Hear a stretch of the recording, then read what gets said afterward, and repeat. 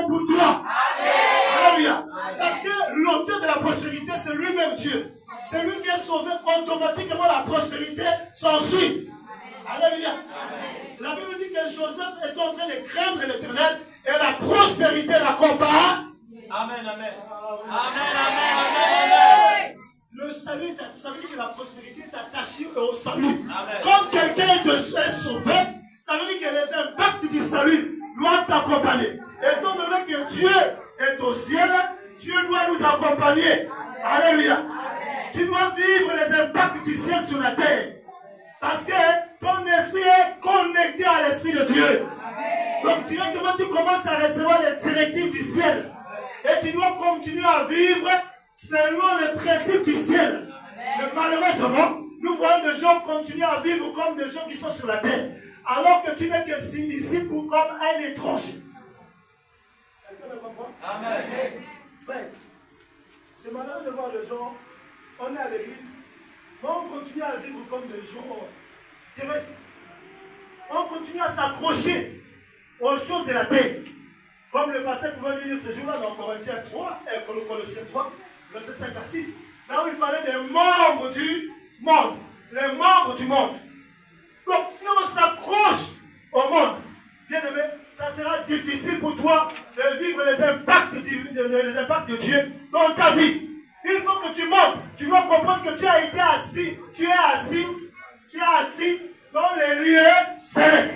Donc, au moment où tu es sur la terre en tant que citoyen terrestre, mais aussi, tu es un citoyen céleste.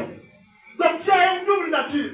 Tu as la nature divine en toi qui te permet de s'asseoir aux côtés de Christ, mais tu as la nature aussi pécheresse qui te permet de rester sur la terre. Alléluia.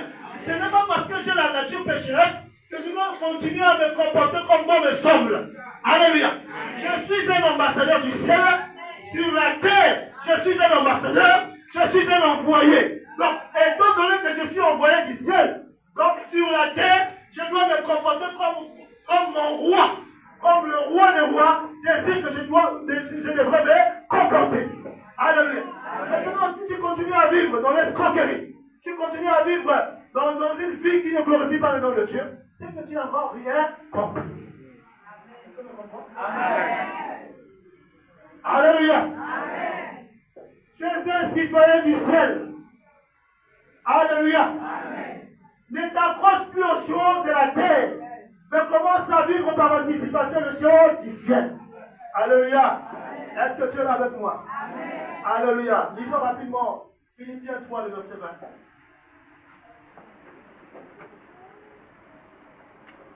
Philippiens 3, verset 20.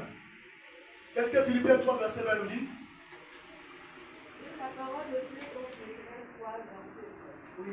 Et notre cité à nous. Notre cité à nous. Ça veut dire à nous là, c'est le son des chrétiens. Notre cité à nous. C'est pas la cité là. Non. Ce n'est pas la cité terrestre, mais la cité du ciel. Continue. Nous nous attendons aussi comme sauveur le Seigneur Jésus-Christ. Ah! Donc, toi tu es un citoyen du ciel. Et nous attendons notre Dieu. Ça veut dire que nous sommes en pèlerinage sur la terre. Nous sommes que des voyageurs. À bientôt nous allons voyager. Alors si tu n'as pas encore compris que le train a déjà démarré, ça veut dire que Christ est déjà à la porte. Il est déjà à la porte. Si tu ne comprends pas ça, tu continueras à vivre dans le péché. Mais quelqu'un qui est déjà averti, il doit commencer à se déshabiller, ça veut dire s'éloigner, se dépouiller de la nature, de la vie du péché, parce que Christ est déjà à la porte. Alléluia. Notre cité à nous. Donc quand l'apôtre Paul parle là, il dit notre cité à nous c'est le lieu céleste. Alléluia. Amen. Bien aimé, changeons. Nous ne sommes pas de ce monde-là. Alléluia, changeons. Il faut que les gens voient en toi que tu es un homme changé, restauré. Mais si on continue à vivre comme on le sent, on vit le péché comme les païens sont en train de vivre le péché. Comment manger l'arachide? Certaines personnes mangent l'arachide comme ils mangeaient, certaines personnes pêchent comme ils étaient en train de manger l'arachide. Comme ils buvaient l'eau, ils boivent le péché comme ils boivent l'eau. Ce n'est pas normal. Alléluia. Nous devons faire extrêmement attention. Et la Bible va nous dire ceci. Dans 1 Thessaloniciens 1, verset 3. et c'est même repris dans Colossiens 1, verset 4, verset 5, la Bible dit que ces trois choses demeurent. Mais quelles sont ces choses-là dont la Bible nous parle?